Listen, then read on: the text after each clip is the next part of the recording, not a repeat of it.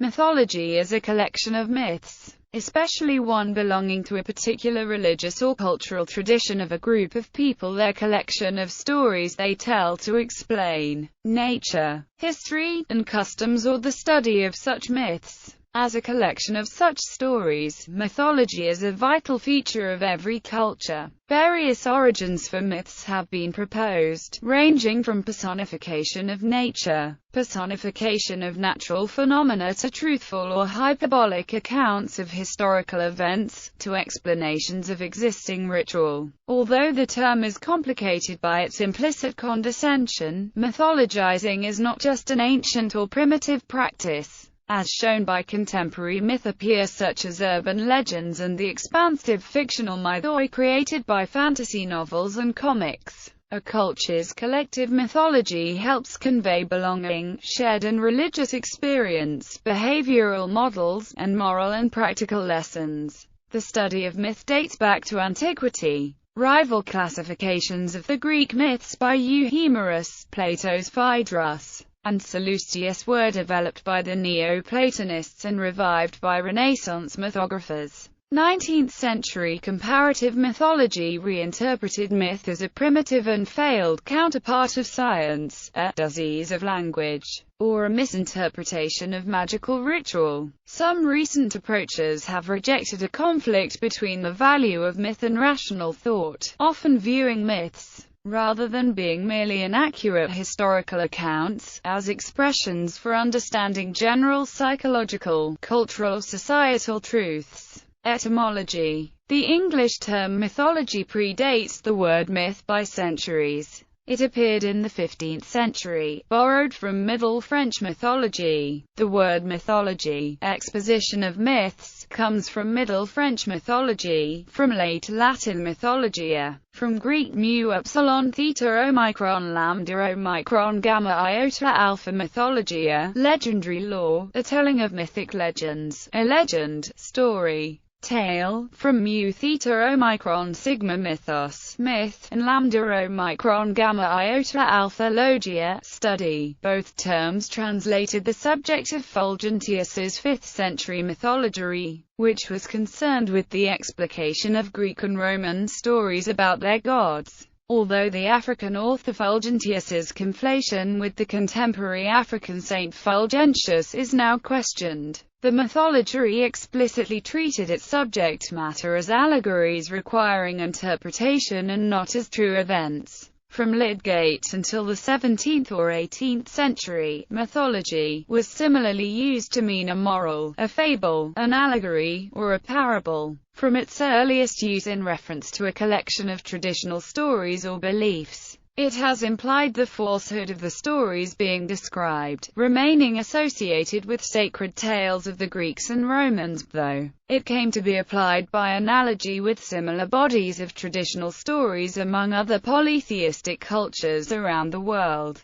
The Greek loanword mythos and Latin mythos both appeared in English before the first attestation of myth in 1830. Terminology. In present use, mythology usually refers to the collected myths of a group of people, but may also mean the study of such myths. For example, Greek mythology, Roman mythology and Hittite mythology all describe the body of myths retold among those cultures. But landscape mythology describes the study of landscape used across various totemistic peoples. Alan Duns defined myth as a sacred narrative which explains how the world and humanity evolved into their present form, a story that serves to define the fundamental worldview of a culture by explaining aspects of the natural world and delineating the psychological and social practices and ideals of a society. Bruce Lincoln defined it as ideology in narrative form. Many scholars in other fields use the term myth in somewhat different ways. In a very broad sense,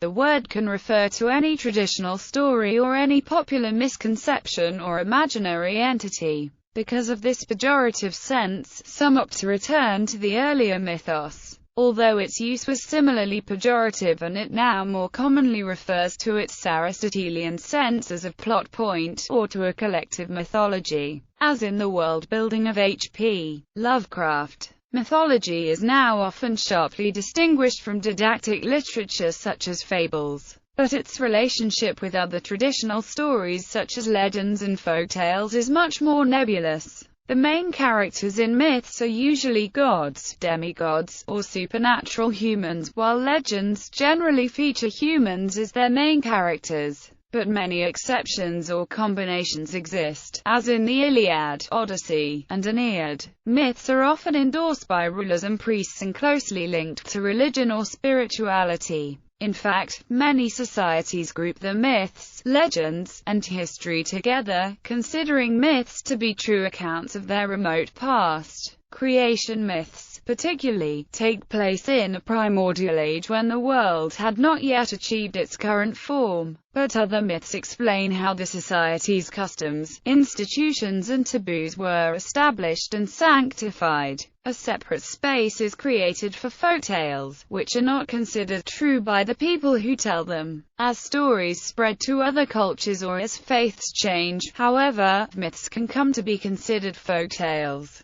Origins. Euhemerism. One theory claims myths are distorted accounts of real historical events. According to this theory, storytellers repeatedly elaborated upon historical accounts until the figures in those accounts gained the status of gods. For example, one might argue that the myth of the winged god Aeolus evolved from a historical account of a king who taught his people to use sails and interpret the winds. Herodotus and Prodicus made claims of this kind. This theory is named Euhemerism, after the mythologist Euhemerus, who suggested the Greek gods developed from legends about human beings. Allegory. Some theories propose that myths began as allegories. According to one theory, myths began as allegories for natural phenomena. Apollo represents the sun, Poseidon represents water, and so on. According to another theory, myths began as allegories for philosophical or spiritual concepts. Athena represents wise judgment, Aphrodite represents desire, etc. The 19th century Sanskritist Max Muller supported an allegorical theory of myth. He believed myths began as allegorical descriptions of nature, but gradually came to be interpreted literally. For example, a poetic description of the sea as raging was eventually taken literally, and the sea was then thought of as a raging god. Personification. Some thinkers believe myths resulted from the personification of inanimate objects and forces. According to these thinkers, the ancients worshipped natural phenomena such as fire and air, gradually coming to describe them as gods. For example, according to the theory of mythopoeic thought, the ancients tended to view things as persons, not as mere objects. Thus, they described natural events as acts of personal gods, thus giving rise to myths. Myth-ritual theory. According to the myth-ritual theory, the existence of myth is tied to ritual. In its most extreme form, this theory claims myths arise to explain rituals. This claim was first put forward by the biblical scholar William Robertson Smith. According to Smith, people began performing rituals for a reason that is not related to myth. Later, after they have forgotten the original reason for a ritual, they try to account for it by inventing a myth and claiming the ritual commemorates the events described in that myth. The anthropologist James Frazer had a similar theory. He thought primitive humans start out with a belief in magical laws. Later, when they begin to lose faith in magic, they invent myths about gods and claim their formerly magical rituals are actually religious rituals intended to appease the gods. Functions of myth. Misha Eliade argued that one of the foremost functions of myth is to establish models for behavior and that myths may also provide a religious experience. By telling or reenacting myths, members of traditional societies detach themselves from the present and return to the mythical age, thereby bringing themselves closer to the divine. Laurie Honko asserts that, in some cases, a society will reenact a myth in an attempt to reproduce the conditions of the mythical age. For example, it will reenact the healing performed by a god at the beginning of time in order to heal someone in the present. Similarly, Roland Barthes argues that modern culture explores religious experience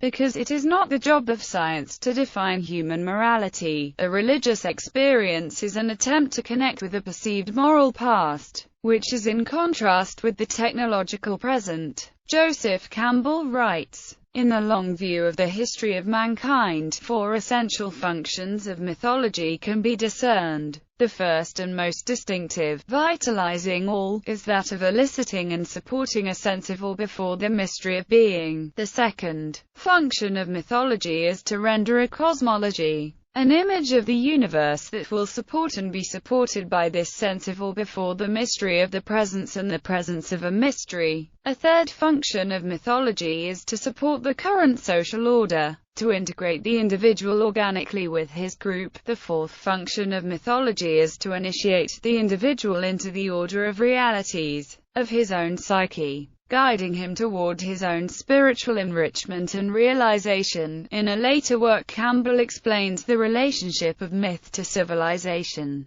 The rise and fall of civilizations in the long, broad course of history can be seen largely to be a function of the integrity and cogency of their supporting canons of myth, for not authority but aspiration is the motivator, builder, and transformer of civilization. A mythological canon is an organization of symbols, ineffable in import, by which the energies of aspiration are evoked and gathered toward a focus. And yet the history of civilization is not one of harmony. There are 2 pathologies. One is interpreting myth as pseudoscience, as though it had to do with directing nature instead of putting you in accord with nature, and the other is the political interpretation of myths to the advantage of one group within a society, or one society within a group of nations. Campbell gives his answer to the question, what is the function of myth today? In episode 2 of Bill Moyers' The Power of Myth series.